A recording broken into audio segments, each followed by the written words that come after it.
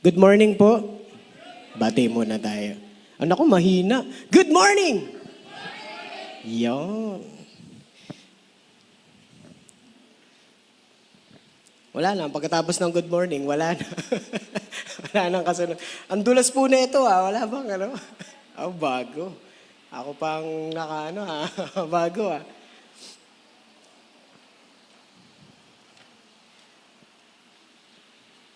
Alam niyo po yung streak sa TikTok? Kaway-kaway po sa mga ka-streak ko dyan. Sorry, hindi ako nakakapag hindi ako nakakapag-send ng message. Iniisip ko po, ano kaya isi-send ko na message? Mahilig ako sa mga pusa. Alam niyo yan, yung video ng mga cute na pusa. Di ba kung ano-ano mga pinagagawa? Natakbo, naiyak, di ba? Natalon, na ganun sa'yo, di ba? Nakikipaglaro sa'yo. So pag naka-strict mo ako, puro yun yung makikita mo sa message mo. Puro ganon. Puro mga pusa. Hindi ko po alam. Siguro ano ba tawag doon? Therapy na rin ba yun? Tawag doon ano? Kasi doon ako napapakalma eh. Minsan pag sa sobrang init, ano po? Ang lamig po ngayon, ano? Sa sobrang init po ngayon, pagdating ko ng bahay, gusto ko din malamigan. Kayo din po ba? Ganon din ang trip niya sa buhay? Gusto niyo malamigan? Tama po ba? So, isa po yan sa nagpapakalma sa akin. Yung mga ganang klase ng video. Now, iniisip ko po, sobrang dami na pala ng mensahe ngayon, Sobrang dami nang naririnig natin ng messages. Sobrang busy ng phone, lalo na pagkasama ka sa GC. Pag-left nga dito. Ang iingay nyo. Puro kayo mga kung ano-ano lang ang pinag-uusapan. Ang tanong, yung bang mga mensaheng narinig natin, anong nangyari sa'yo? May ginawa ba sa'yo yung mensahe? Yung tipong pag nabasa mo siya, ganun pala yun. Hindi pala totoo yung barilan dun sa... Hindi pala totoo, di ba? O kapag ganun ka, kahit pala gano'ng kalaking tao, kaya pa rin palang matakot sa ganun, Di ba? Yung mga ganang klase na mensahe, sobrang dami ng messages na natatanggap natin everyday. Alam niyo po ba nung time na uso pa yung unlimited text? Hindi niyo alam yon? Hindi niyo na ba inabot yun? Ang tanda ko na pala. Ayun. Inabot niyo po ba yung unlimited text? Lalo yung sa Sun Cellular? Di ba yun ang unang hindi ko maalala kung ano yung, kung anong taon yun. Wag niyo na lang po ang tanungin. Basta naalala ko po yun. Dahil nauso yung unlimited text, nauso yung mga clan. Napasama din ba kayo sa mga clan? Ang clan ko po dati, AK Clan. Astig kami clan. Tapos may mga eyeball pa yun, di ba? Yung mga magkaka-clanmates. Tapos doon na nauso yung mga GM, di ba? Group message. Pero dati doon, GT kasi group text. Yan. Tapos tawag nito, ang dami nating nare-receive. Noong time na yon, tayo yung naging number 1 sa texting sa buong mundo. Millions ang pinapadala nating text every day. Kayo mga bata noon, kahit na yung keypad lang yung dala, kahit inaantok na, nakakapag-text pa, di ba? Ang bibilis nilang mag-text.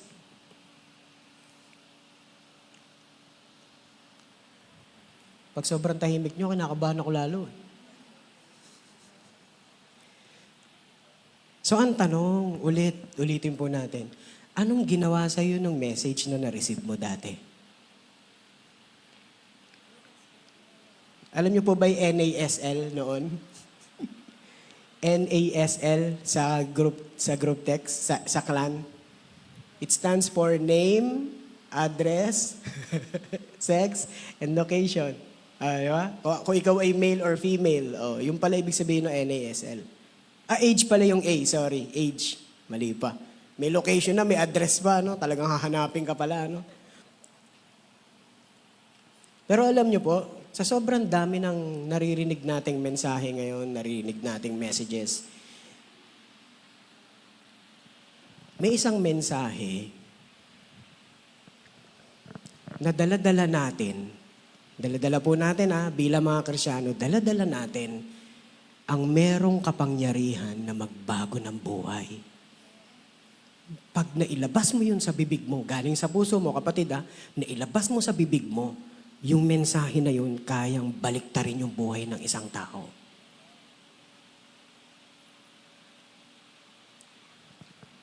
Naalala ko noon, merong isang nagkwento na, paano yun?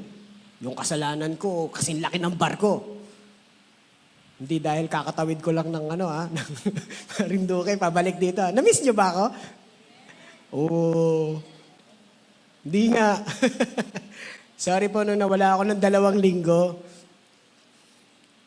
I miss you too. I miss you too. I miss you all too. Na-miss ko kayo. Sabi niya, paano yun yung kasalanan ko? Kasing laki ng barko. Sabi nung nagtuturo sa kanya, yung pag-ibig ng Diyos kasing laki ng dagat.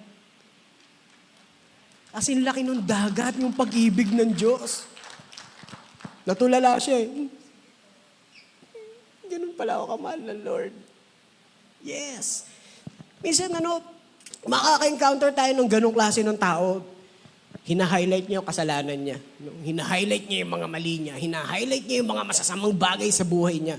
Pero hindi niya ma-highlight yung pag-ibig ng Diyos sa buhay niya. Kapag nagsishare din tayo, ganun din. Teka lang, sa dami ng narinig natin, ano na ba yung gospel talaga?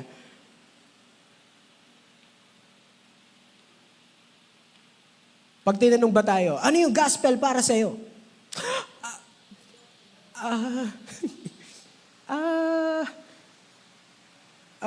Every Sunday, we pray. Every Sunday, we play music. Then someone preaches at the front and we say amen sometimes. Pag nag-agree ako doon sa sinasabi ng preacher, teka lang, hindi yun yung gospel. Alam niyo po, yung mga nagpupunta ng tribes, meron na po bang missionary na nakapunta dito ng tribes? Wala pa? Meron po nagkwento sa akin, sabi niya, alam mo bro dyan, misa kasi yung pagpunta natin sa tribes, nire-reject agad daw tayo ng mga tribes. Sabi ko, bakit? Kasi ang iniisip nila, pag sinabing Christian, sino ang pumapasok sa isipan niyo? At that time, ang sinabi ko si Darlene Sheck. Si Darlene Sheck, si Don Bowen, sabi niya patay. Hindi yun yung Christian. Di ba? Tumutugtog tayo. Kaya pala ayaw sa atin ng tribes pag pumunta tayo doon. Kasi ang iniisip nila, gagawin nila tayong mga puti. Gagawin natin silang, mag-iiba sila ng anyo. Kumbaga, dapat hindi na sila, pag pumunta ka sa tribes na kakaunti lang yung suot, iniisip nila, pag dumating ka doon, babaguhin mo yung kultura nila, babaguhin mo yung kung sino sila, babaguhin mo yung lingwahe nila. Pero yun ba talaga yung gospel? Na tinanggap ko mula sa Panginoon? Na tinanggap ko mula sa isang tao? Naitanong niyo na po ba yun? In one sentence, may bibigay mo ba yung gospel? In one sentence.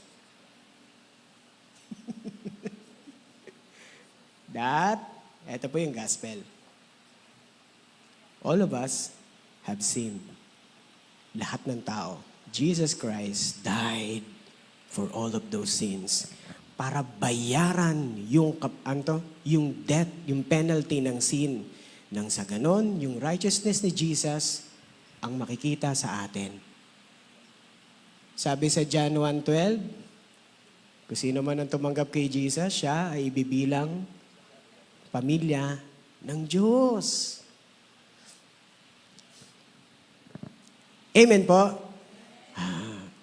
So mas malinaw na po, paano yung mga idinagdag ko sa gospel? Kasi pagpunta natin doon sa tribes, imbis na yung Ilocano part yung, kunyari lang kunyari, Bicol yung language, yung dialect nila, Pagdating ko doon, papakantahin ko ba sila ng English? Papakantahin ko ba sila doon ng, ng ibang language, Japanese, ganun ba? Di hindi na nakakonect yung gospel sa kanila. Hindi na ngayon nagkaroon ng pagkakaintindihan doon sa binibigay kong mensahe. Amen po ba? Hindi pala ganon. Napakasimple lang ng gospel. Anong tawag doon sa mga dinagdag natin? Ito daw yun. Yung mga, pagdating mo doon, magdadala ka ng Spanish style na guitar. Tapos naturuan mo sila mag-gitara. Paano yun? May sarili silang, may sarili silang instrumento na pang musika. Di ba, dapat gamitin mo yon? Oo. Ang lahat ng bagay sa mundo ay pagmamayari ng Diyos. Amen po ba? Lahat ng bagay. Kahit yung mga instrumentong yon ay ibinigay din ng Diyos sa kanila for worshiping Him. Amen po? Yan. Okay, so ating pong pag-usapan ngayon, the message that changes lives. Yan. Anong mensahe yung nagbabago ng buhay?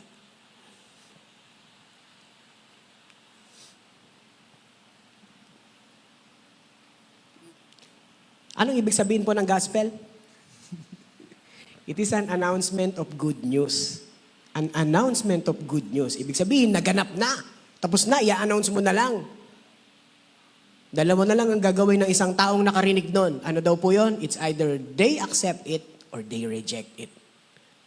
Kung ano man ang maging respond nila doon ka magbabase. Kung in-accept niya, alalayan mo siya habang binabasa niya ang Biblia, alalayan mo siya na mas makilala pa niya ang Panginoon.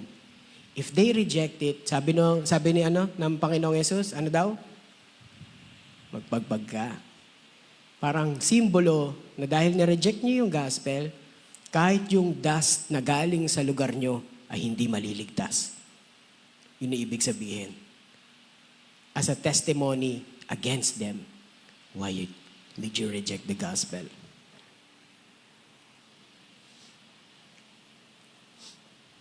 May 3 bagay po ang ginagawa ng Gospel of Jesus sa buhay natin. Ano po yung una? The Gospel of Jesus. Hindi ko pala binanggit yung yung text. Nagmamadali si brother dyan. Mag-11:30 na kasi wala nang 30 minutes yung aking yung aking oras.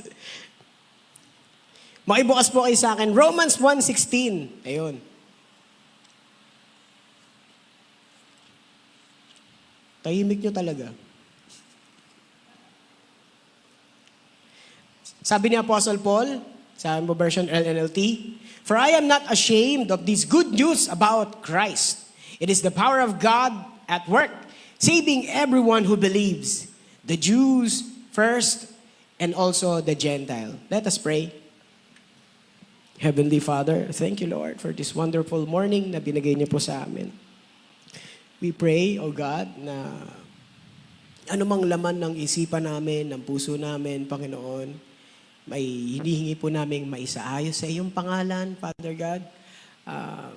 Makalikot, ma-reveal lahat ng laman nito, Panginoon. And later on, O God, maisubmit namin lahat ng bagay sa iyong paanan, Father God. Thank you for this day na binigay niyo sa amin. Makakapakinig kami ng salita mo, Panginoon. Let this message be loud, be clear, with comfort and encouragement and with fullness of love that comes from you, Lord Jesus. Itago mo po ang iyong lingkod sa iyong likuran at kayo po ang mangusap sa bawat isa sa amin. Ito po ang nagkakaisa naming panalangin sa matamis na pangalan ng Panginoong Jesus. Amen at amen.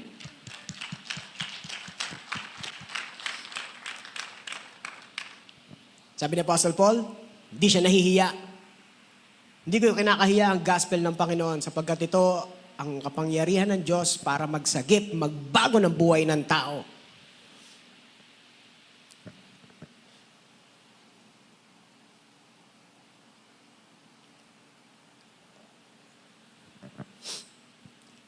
Yung gospel ng Lord, gospel of Jesus, ito yung unang ginagawa sa atin. Ine-expose nito yung heart natin, ine-expose nito yung need for a Savior. Need for a Savior. The gospel of Jesus exposes our need for a Savior. Why do we need a Savior? Ang isang tao kapag hindi niya alam na merong mali sa kanya, hindi siya hingi ng sorry. Tama ba? O bakit? Ba't ako hihingi ng sorry? Siya naman yung mali doon ah. May nagtanong tuloy sa akin. Sabi niya, Brother John, kaya mo ba magsabi ng sorry? Mag-aasawa ka na, di ba? Ay. Ulit. Kaya mo bang humingi ng sorry kahit di kayo may kasalanan? Tama ba yun? Sa isip-sip ko, parang gusto kong mag-retaliate eh.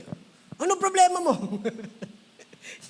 Ba't ako hihingi ng sorry? Hindi naman ako may kasalanan. Siya naman yung may kasalanan. O kaya hindi ko lang masyado naintindihan yung sitwasyon. Bakit ako hihingi ng sorry? Yun po yung tumatakbo sa isip ko, hindi pa ako nagsasalita ah. Gusto ko sana itanong bakit? Kaya mo bang magsabi ng sorry kahit di ko ay may kasalanan? For what? For the sake of peace. For the sake of peace. Ang isang tao, tayo pala, tayo, hindi tayo magsasabi ng sorry kapag di natin alam na meron tayong kasalanan.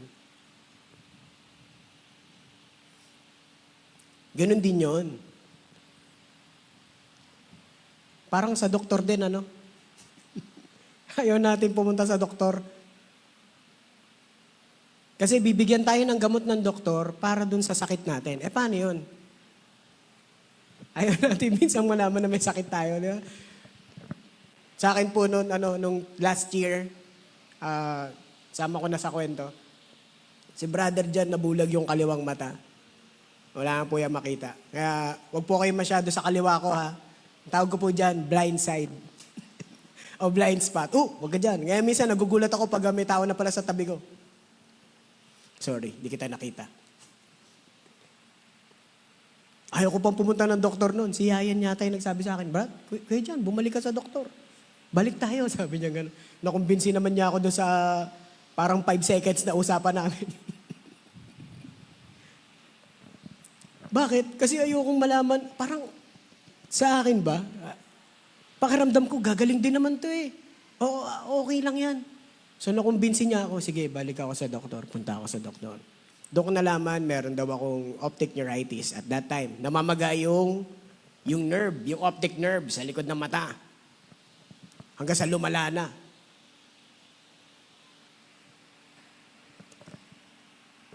Kaya pala ayaw pumunta ng tao sa doktor, ano? Kasi ayaw niya malaman na may sakit siya. Tapos ang katutak na herbs, ititake niya. Nakita ko tong herbal na to, magaling to. Si Doc, sorry. Basta, yun ang gagawin natin, di ba? Magsa-self-remedy sa bahay. I mean, wala namang masama.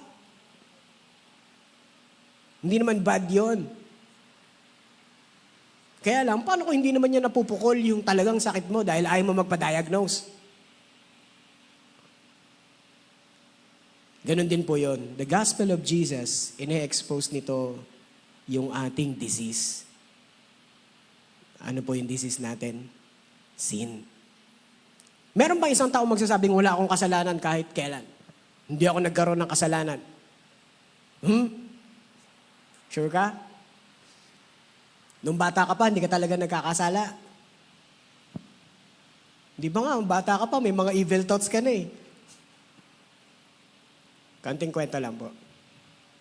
Nung nasa Bicol po kami noon, grade 2 yata ako noon, grade 2 o papuntang grade 3. Hindi ko alam ba parang nung nabili ako sa tindahan noon, kasi yung mga, tawag nito, mga sibuyas, bawang, luya, nakalagay lang doon sa harapan. Alam mo yun, parang kayang-kaya ko naman siyang ganunin, tapos tumakbo. Sa isip ko, parang lagi may bumubulong na, kunin mo yan, ayos lang yan. Hindi naman makikita nung ano. Tsaka kailangan nyo yan kasi di ba mahirap kayo? Ang poor ng sitwasyon nyo, may sibuyas nga, hindi kayo makabili. Oo nga no, kunin ko na lang kaya yun. So in short, ang sinasabi sa akin noon, nakawin mo na lang yung sibuyas. Grade 2, grade 3,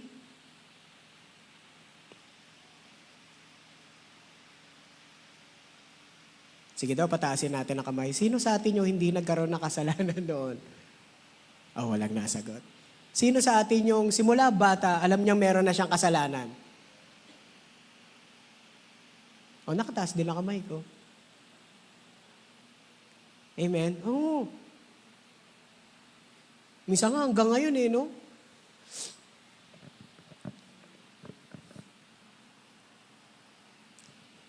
Kaya naman si brother dyan, tatayo na naman sa harapan, tas tinan mo yung suot dyan. Hindi bagay. Nasira yung sapatos ko. Pagbalik ko dito, may puma. Puma na, butas na yung ilalim. Ano lang, hindi naman sobrang butas. Siguro, pwede ko naman isuot yun. Gagawa na lang natin ng paraan. Kapag ang tao, hindi pa niya alam na siya ay may kasalanan, hindi siya hihingi ng tawad. It reveals our condition, spiritually dead. Ang isang tao is spiritually dead sa harapan ng Diyos. Remember the time na sinabi ng Panginoong Yesus dun sa dalawa kay Adam and kay Eve na sabing, wag na wag niyong kakainin yung prutas na yan. For the moment that you eat it, dinagdagan na ni Eva, nor touch it. Walang sinabing gano'n ng Diyos, kay Eva galing yun. Na wag daw kahit hawakan. Balikan niyo po yung Genesis chapter 2. Sabi ng Panginoon, the moment you eat the fruit, you will die. It exposes yung need natin sa Savior. Our condition sa harapan ng Diyos, without Jesus, we are spiritually dead. Teka lang, meron bang namatay? Meron. Ano ang namatay kay Adan at kay Eva? Yung kanilang relationship with the Lord. Di ba kapag namamatay ang isang tao, merong naghihiwalay. Sa concept, sa mindset ng mga Jew, at that time, nung Genesis na yan, sa kanilang mindset, ang pagkaintindi nila sa death, kapag sinabi yung word na death, merong naghihiwalay. O di ba kapag namatay ang isang tao, humihiwalay yung kaluluwa niya sa katawan. Saan hihiwalay? Sa katawan. Merong naghihiwalay. So merong namatay. At this time, ano yung namatay? Yung relasyon nila sa Diyos. Sabi ng Panginoon, nung tumikim na sila, hindi na kayo pwedeng manatili dito. You have to go. Kailangan mag-separate na tayo. Because the holy and unholy, hindi pwedeng magsama.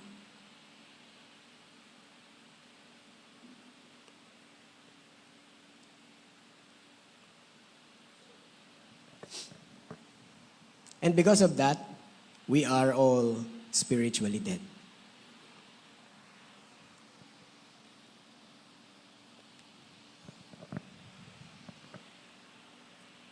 Nung time po na nandun ako sa Marinduque, yung pagsiswimming dun sa dagat, ang sarap. Parang nakabakasyon ako ng masaya-saya ngayon. May mga bata doon na ang lalakas ng loob. Kaya pumunta doon sa malalim. Si brother dyan, hanggang dito lang yung kaya. Nakatingkayad pa ako noon. Hanggang dito lang yung kaya ko. Pero yung mga bata na yon, kaya na nilang pumunta sa malalim. Ito naman yung sinabi ko. Sabi ko dun sa mga kasama ko doon, hindi ba sila atatakot doon? Ang sagot niya, mga taong dagat yan eh. Mga batang dagat yan. Hindi yan natatakot sa mga malalalim. So ito pa yung pumasok sa akin, the impression sa akin ng Lord, alam mo minsan, ang tao kapag kaya niya nang gawin yung isang bagay, nagkakaroon siya ng pride. Hindi niya kailangan ng salvation. Hindi niya kailangan ng tulong. Minsan po, sakit natin to. Tulungan na kita. Hindi, kaya ko na. Ako na ba magbuhat na? Hindi, kaya ko na.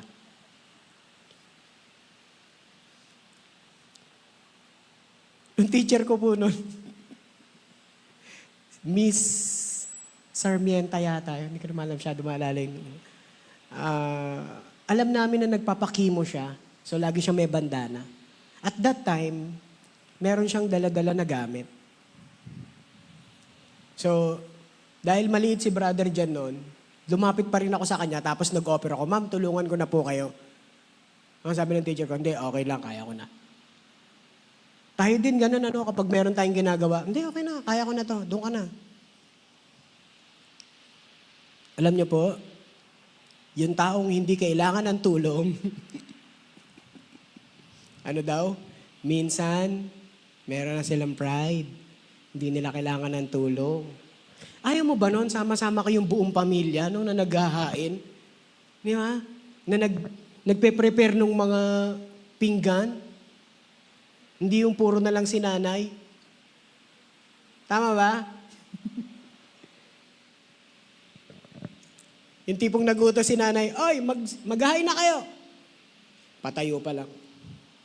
Sabi ng nanay, "Ako na! Ako na!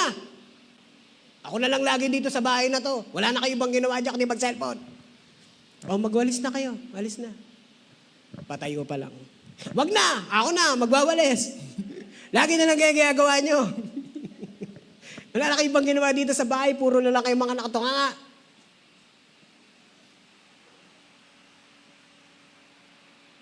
Hello?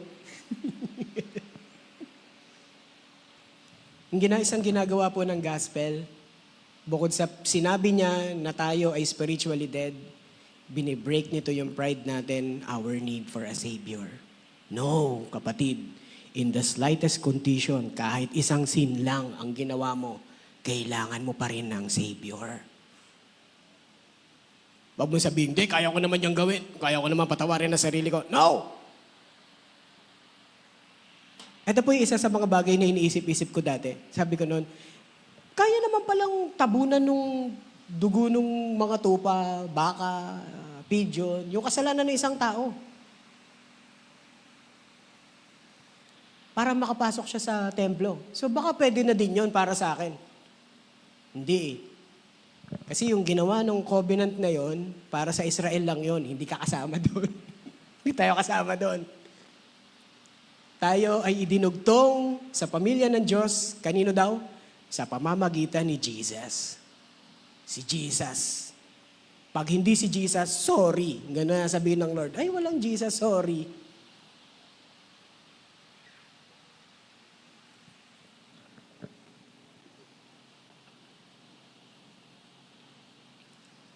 What else daw po ang ginagawa nung pag-expose ng need natin for a Savior?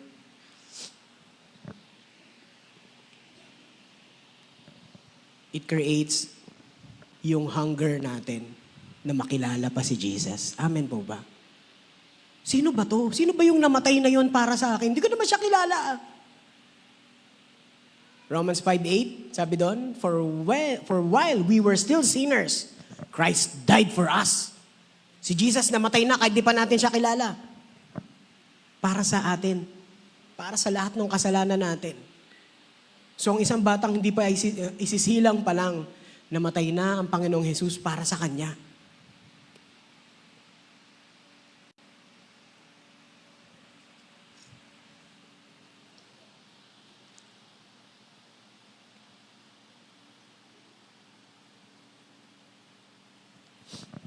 Balikan ko lang po yung mga ibang turo dati. Naalala niyo yung The Prodigal Son? Yan, familiar yung kwento, The Prodigal Son, yung bunsong anak na pagkatapos makuha yung mana, tumalilis. Tumakbo sa kung saan, tapos nilustay lahat ng pera, tapos nung naghihirap, ibinenta yung sarili niya as a hired servant. Ano pa nangyari sa kanya? Na-realize niya yung mali niya at yung naging pride niya. Bumalik siya sa tatay niya. The same kind ng pag-expose ng gospel sa need natin for a Savior. Sorry. Mali pala ako. Sorry. Nagtaas ako ng boses. Sorry. Bigla na lang ako nagalit. Hindi ko alam eh. Pero pag naririnig ko talaga may ganun pa rin. Pag naririnig ko talaga yung boses mo, hindi ko talaga maiwasan na parang uminit yung ulo ko. Kahit wala ka namang ginagawa sa akin. Sorry. May mga pagkakataon na, ang daming pagkakataon na lagi akong late sa usapan natin. Sorry, may mga pagkakataon na dahil sobrang close natin na di-disrespect na pala kita. Sorry na ang bilis-bilis magsalita ng boses, ng bibig ko, na hindi ko na namamalayan kung ano yung mga salitang sinasabi ko. Diba? Can we practice that? Saying sorry?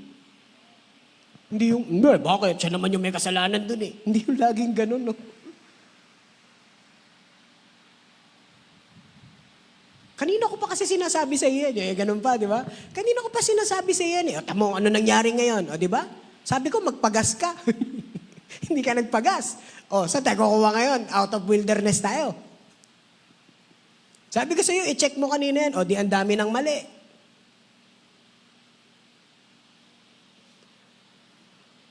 Can we practice saying sorry? Gusto nyo gawin natin ngayon? Sige daw. Say to your right, I'm sorry. O, sa kabila naman, say to your left, I'm sorry. Oo. Ang sarap, no? Pagkatapos na, okay na kayo? Wala na yung tipong pag magkakasalubong kayo. Naiba ng landas. Di ba, nagtatago. Minsan, ang taas ba ng noo?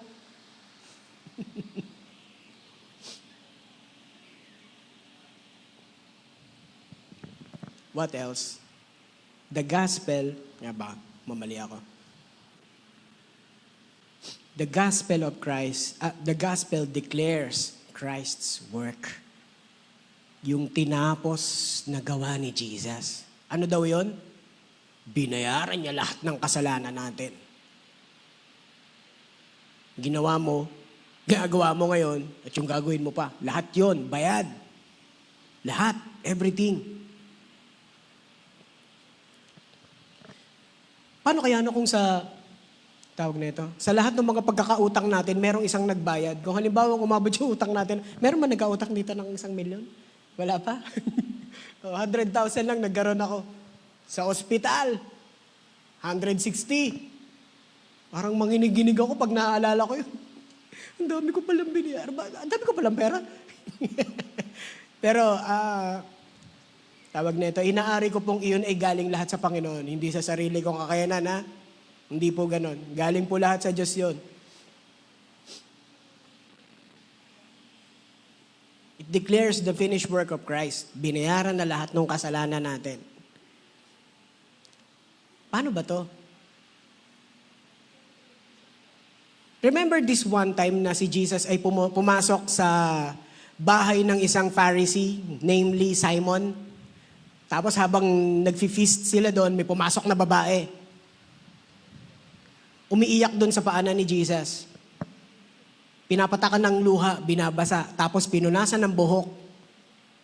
And after that, nilagyan ng mabango. So sabi ni Simon, Simon the Pharisee, sabi niya, sa isipan lang niya, sa heart niya, kung talagang prophet tong si Jesus, alam niya kung anong klaseng babae itong humahawak-hawak sa kanya.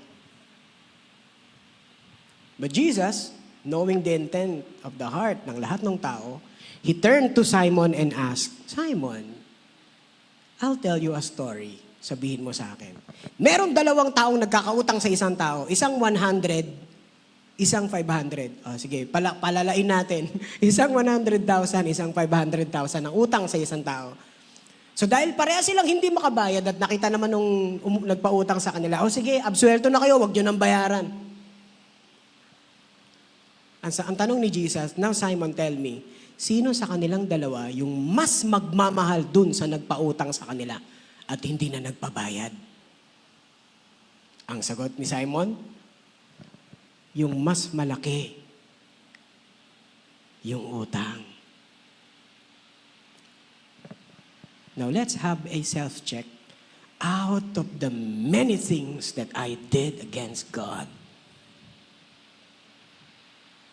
tapos inabsuelto niya ako sa pamamagitan ni Jesus. Hindi ko ba pwedeng sabihin tong good news na to na tinanggap ko mula sa Panginoon? Amen po ba? Kung sa atin nga, yung discount sa baba, ay discount sa Shopee, uy, may piso sale. Hindi ka mapakali na hindi mo sabihin sa mga kumare at mga kaibigan mo, di ba? Uy, may piso sale kayo. Pupunta na kayo sa Shopee, Lazada. Baka naman. Di ba? Hindi tayo mapakali. Ito pa kaya ang salvation. Na may isang nagbayad ng lahat ng kasalanan natin. At kung tatanggapin mo siya, sabi ng Panginoong Yesus, John 3:16, you will not perish but have everlasting life.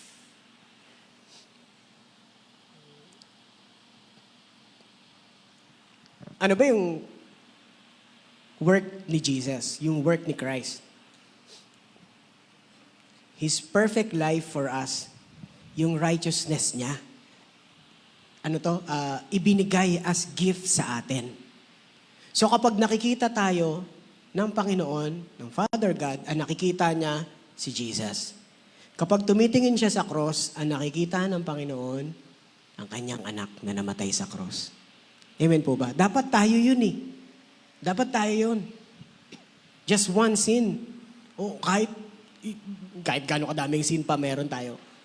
Dapat tayo yung pinako sa cross kasi ang kabayaran ng lahat ng kasalanan natin ay kamatayan.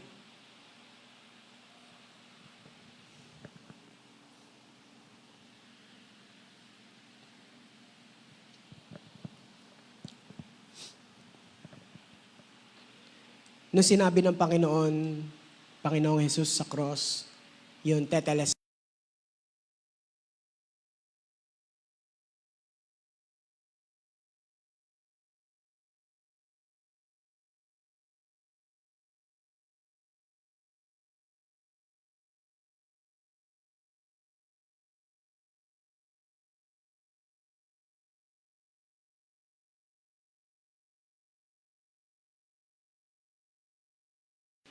na penalty natin because of sins.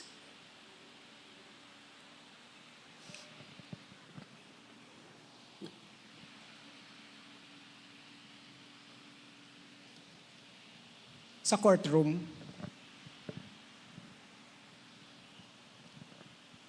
ang Diyos, ang judge, tapos haharap tayo doon. Sino yan? Pwede ba tayong gumamit ng tao? Wag na, ako na lang. Baka magalit kayo mamaya sa akin. Sinong akusado? Si Brother Jan po. Si John Paul Balolot. Asa na kasalanan niya? Eto po, mas matangkad pa sa kanya. simula pagkabata, hanggang namatay yan, ganito, mas matangkad pa sa kanya yung mga kasalanan niya. Ano ang verdict? Dahil may kasalanan, patay. Dapat po yung patayin. Papasok kayo ng Panginoong Yesus. Oops, teka lang. Ako nagbayad dyan. Ako nagbayad sa'yo. Sabi ng Panginoong Yesus, ako nagbayad sa'yo. Okay ka na, absuelto ka na. Wala ka ng utang. Ganong klase yung sinasabi ng Panginoong Yesus dito. Yung gawa niya, yun ang ibinigay sa atin. Meron bang tao na nakasunod sa lahat ng law? Yung 10 Commandments? Di ba wala naman? Nung tinanong ko ako, okay ka lang eh. Di ba? Sabi mo, okay lang ako. Pero deep in your heart, hindi naman. Oh, di nagkasalanan. May kasalanan ka na, nagsinungaling ka eh. Hindi, okay lang ako. Okay ka lang talaga? Okay lang ako. Di ba? Pero yung gawa ni Jesus Christ, ibinigay niya sa atin. Merong lumakad with righteousness, merong lumakad ng walang sin. At ginanap lahat ng requirements ng law. Tapos ibinigay sa atin, kung tatanggapin mo ang Panginoong Jesus. Yun lang po yung winning condition. Kung tatanggapin mo ang Panginoong Jesus.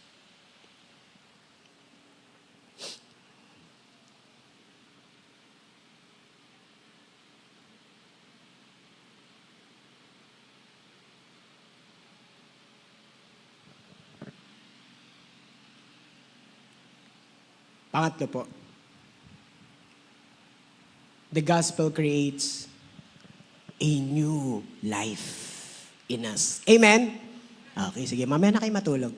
The gospel creates a new life for us. Narinig niyo na po ba itong phrase na to? Narinig ko to sa children's ministry. Sabi nila, share the gospel to a man or to a woman and you have saved a soul. But share the gospel of Jesus to a child and you have saved a whole life. Noong una, hindi ko po maintindihan. Bakit? Anong pinagkaiba ng taong matanda na sa bata pa? Ay, brother Jan. Minsan nahirap mo, maintindi. Kapag daw nag-share ang isang tao sa isang tumanda na tao, na-save mo yung isang kaluluwa. Tama po ba? Amen? Oh, so lahat ng mga naging sin niya, ayos na. Pero kapag ang gospel ni Jesus, shiner mo sa isang bata, isang buong buhay yung nailigtas mo. Yung nabigyan mo ng pag-asa. Para hindi niya nadanasin yung dinanas nung, okay lang ba sabihin ko to? Yung tumanda na. Kung tinitignan niyo po si Brother John, mukha lang siya maliit, no? At bata pa. Hindi po. This year po, magkwa-40 na po ako. Sa biyaya at habag ng Panginoon, nakaabot ako ng 40. Amen. Na-share sa akin yung gospel, ano na ako 24, 25 something. Ang naalala ko lang yung time, ay yung year. 2008 ko siya tinanggap, pero narinig ko na yung gospel. Pero 2008 ako nagkaroon ng kurot sa puso ko. After 20 years ba, no? Parang 18 years, no? After 18 years, buhay pa tayo at naglilingkod sa Panginoon. Amen! Meron pala tayong new identity sa atin. Ano po? Pag tinanggap natin ang Panginoong Yesus, meron tayong new identity. Sabi doon, 2 Corinthians 5:17. Naalala niyo po yun? Behold, the old has gone, the new has come. So, bago nang nilalang. Bago na tayo. Clean slate. Clean plate. Parang sa buffet, bago na ulit yung plato mo. Pwede ka na ulit pumila. Wala magsasabi sa'yo, oy, nakakatatlo ka ng balik dito, ah. Diba? Ganun. Clean na plate ulit. Bago na ulit. Zero balance, kumbaga. O, pwede na ulit tumutang. Sino may mga dito? Shopee Pay Later. Ayan, di ba? Mataas yung ang tawag ito, yung credit limit mo, di ba? So dito, bago na ulit, zero, wala na ulit. Sa atin din pala, ganun din dapat ang gawin natin kapag nag-forgive tayo. Amen po ba? Pag nag-forgive tayo, dapat pindutin natin yung reset button. Ibig sabihin, yung mga ginawa niya sa'yo, hindi mo nabalikan. Kapag nagkaroon ulit kayo ng away. Oh, naalala ko na naman, ginawa mo sa akin noong nakaraan. Tandang-tanda ko yun. Hindi na, wag mo nang gamitin laban sa kanya. Sino po yung gumagawa nung ganon? Yung nire-rage bait ba tawag doon? Ginigil trip ka sa mga bagay na ginawa mo dati? Ina-accuse ka? Sino gumagawa nun? Ang kaaway. Kasi ang Panginoon, nung nagkasala tayo at pinatawad niya tayo, ang sabi sa description sa Israelite, hindi mo na yan makikita kahit kailan. At ilalayo ko yan sa iyo as far as the east is from the west. Nagkaroon po ako noon ng tanong. Sabi ko, bakit yun ang ginamit na description? As far as the east is from the west. And thankfully, nahanap ko po yung sagot. Ang galing ng Lord. Ito yung binigay na sagot ng Lord. Kung ikaw ay aakyat papuntang North Pole, makakapunta ka sa North Pole. Tama ba? Oo. Pag dinire-diretso mo pa rin yun, pabalik ka na, puro straight line lang ginawa mo, pupunta ka naman ng South Pole, tapos babalik ka ulit ng North Pole. Tama pa ba?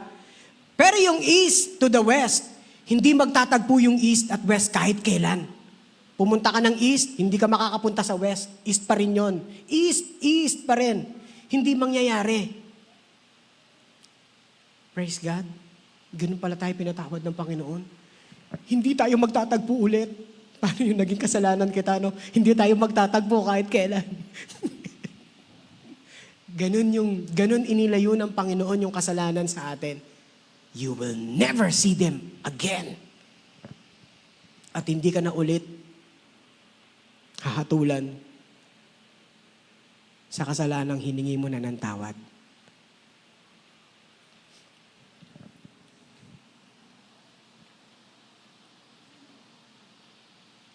What else? It gives us a new direction. Bagong direksyon ang buhay natin. Kung dati paliko-liko tayo, gagawa na mabuti, tas bukas, hindi na naman. Gagawa ng ayos ngayon, tapos bukas, hindi na naman masyado. Nga? Magsisinungaling ngayon, tapos bukas, okay na ulit.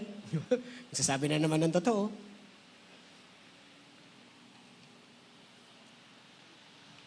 But today, sabi po doon, yung path mo papunta sa Panginoon. Binigyan ka ng bagong direksyon ng Diyos. Huwag mo nang ulitin yung mga ginawa mo dati.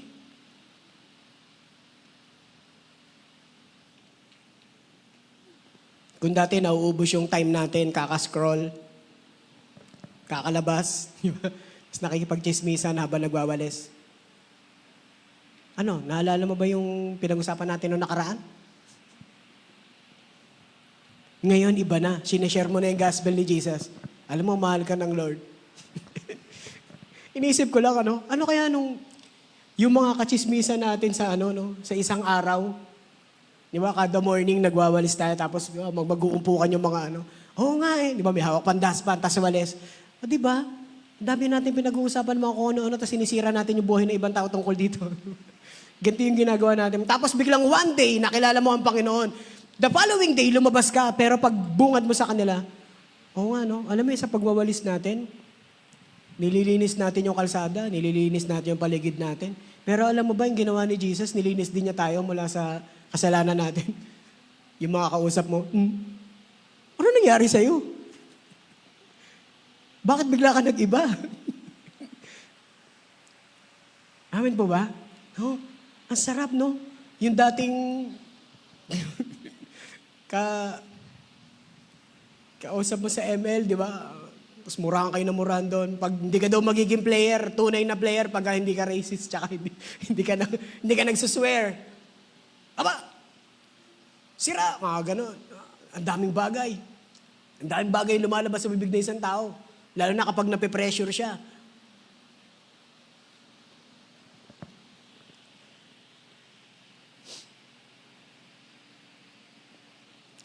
Pero nang makilala natin ang Panginoong Jesus, nagkaroon ng new direction yung buhay natin. Amen po ba? Hindi na natin gagawin yon. Iiwanan na natin yon. Amen po? Oo, iwan na yan. Iwan ka na. Hindi mo na yan balikan. Sige, tapusin na natin. Yung pong tatlong narinig natin, ano daw po yun? Number 1, our need for a Savior. Number 2, it declares Christ's work. Number 3, it creates a whole new life. Or, it brings out a new identity sa atin. Hindi na ikaw si Brother John na mainitin ang ulo. Hindi na ikaw si Brother John na mapang-insulto. Hindi na ikaw si Brother John na laitero. Hindi na ikaw si Brother John na... hindi, wag na ako. Parang sobra sama ako na. Hindi na ikaw si Jai na Inglesero, di ba?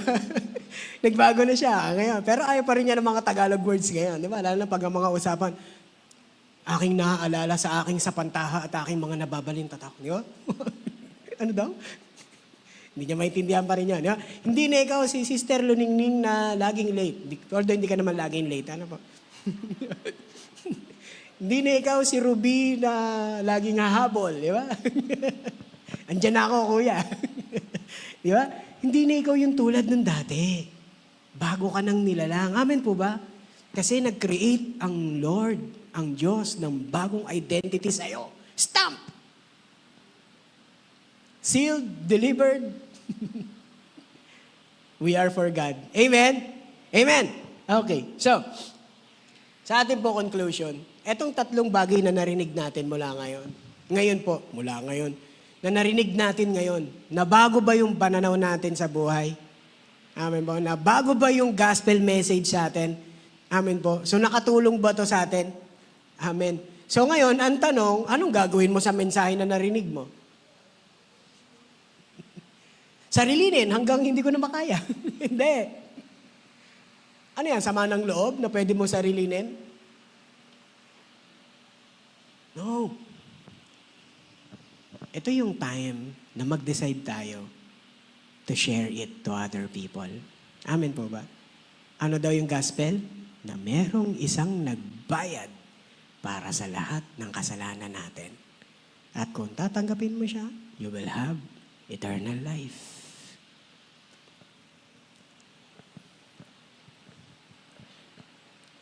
Minsan, ang dami nating idinadagdag sa mga mensahe, no? Sa mensahe ng Diyos. Samantalang ang kailangan marinig ng tao, mahal ka ng Diyos. God loves you deeply. God loves you so much. Although madalas na nilang naririnig. Nagkaroon po ako ng pagkakataon na sabihin yun sa isang tao. Pagkatapos ko sabihin sa kanya yon, hindi ko alam kung paano ko siya patatahanin. Na-experience siya na ba yun? Mahal ka ng Lord. Mahal ka ng Diyos, kapatid. Bigla siyang umiyak. Ligaga si brother dyan. Anong gagawin ko? Paano ko tayo comfort? Kaya mo lang daw umiyak. Kasi ibig sabihin nun, na-realize niya yung need niya for Jesus Christ. Amen. So what do we do now? Kapatid, if this is the first time na narinig mo itong gospel of Jesus, narinig mo itong good news about Jesus, you have to make a decision.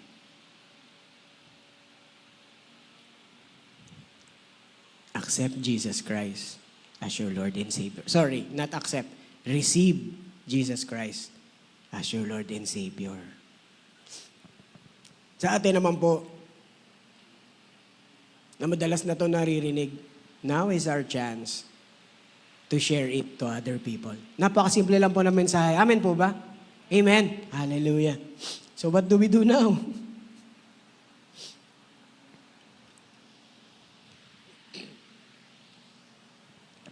Sige, ganito na lang. Can we stand and I will pray for you?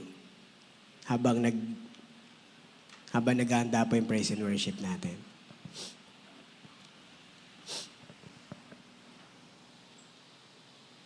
After all the many things na ginawa natin, after all mga sablay, mga pinagagawa natin,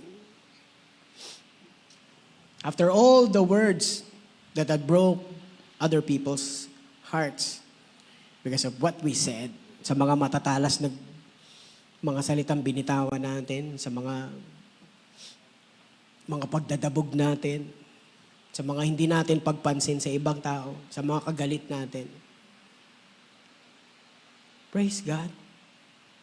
Nung humingi tayo ng tawad sa Lord, binatawad niya lahat ng yun.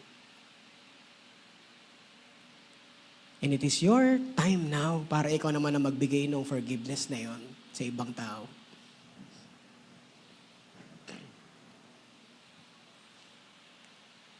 At times, sasabihin mo, Brother John, di pa ako ready mag-forgive. Kailan? Baka ma-dead na yung tao. Hindi mo pa siya napatawad, dadalhin pa niya yun sa libingan niya.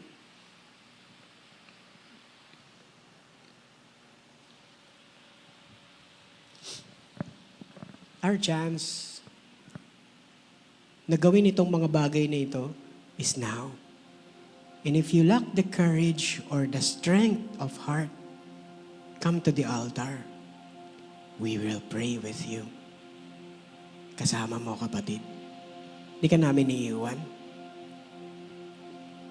And if you still lack the strength or the courage, yung lakas ng loob, para i-share yung gospel ni Jesus, take heart, kapatid. Punta ka sa altar, punta ka dito sa unahan. We will pray with you. Kapatid, if hindi mo pa natanggap ang Panginoong Yesus, na-receive ang Lord Jesus sa iyong heart, come to the altar. For all the sins na ginawa natin, biniharan lahat ng Panginoon. So that malaya tayong makakaharap sa Diyos. It is only by His love. Hallelujah. O God of the heavens, of the earth, To you, O Lord, who created the visible and invisible. To you, O Lord, who see even the deepest part of our hearts. The choices that we've made, oh God, and even the things that we said that hurt other people. Lord, take this life once again, oh God. Continually renew our minds. And let this heart once again be filled with your love. Be filled with your power. Lord, we admit that we don't have the courage to go on or to move forward with our life. Not the next chapter, oh God. But we just want to thank you, O Lord, na narinig namin itong message mo, O God, for today. If you really want to reach out to other people, this message of salvation will never end with this life, but will continue to be proclaimed, to be declared through the lifetime. Lord, let this life be a living testimony that the God that we serve is alive. Thank you, Lord, for this wonderful gift that you have given us. In Jesus' name we pray. Amen.